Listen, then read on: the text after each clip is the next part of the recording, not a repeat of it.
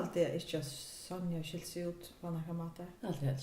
Inte för vi kom i skolan, då skulle jag stå i Sonja, hon skulle om Kuba, apartheid och allt det helt hon skulle jag så politiska stöder alltså.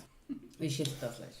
Problemet i förrjun är nämligen varliga värde, särskilt först för åren, att politikerna har bära också så själva och slätter för sig väljare. Och det har slätter inte fällt vi. I alla stående senast för åren är inte gå och blir bara värre. Så vi har haft flera söver i senast i det politiska ökning kvar det skulle vara rotas upp till en ölig frustration och man nu för att nytt väl man stad och finns slapp på det snösnär. Det är för några integritet och sist för föraren.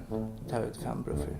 Jag är alltid det henne rättvisens känsla till sin rätt att då hon gärna släpper rot upp i snärast. Men då har det gått att Sonja sitter upp för Janne. Ja, man ska det var respekt för görna.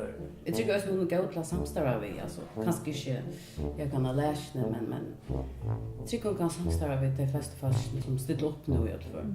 Det som går här att felaks är att de är öliga bor i öliga långt till vänster. Men jag hoppas bara att folk ska Sonja för på att hon har sagt att hon är så redan en annan det. Hon är en väldigt funkar för ska samhället inte hon så förnuftig och då är också budskapet lite längt alltså inte bara fyra fram.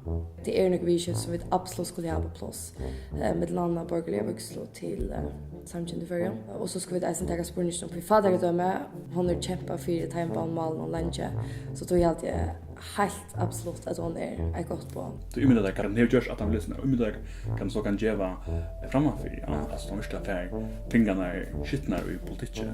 Så jag hade kanske att geva nek till första samhället.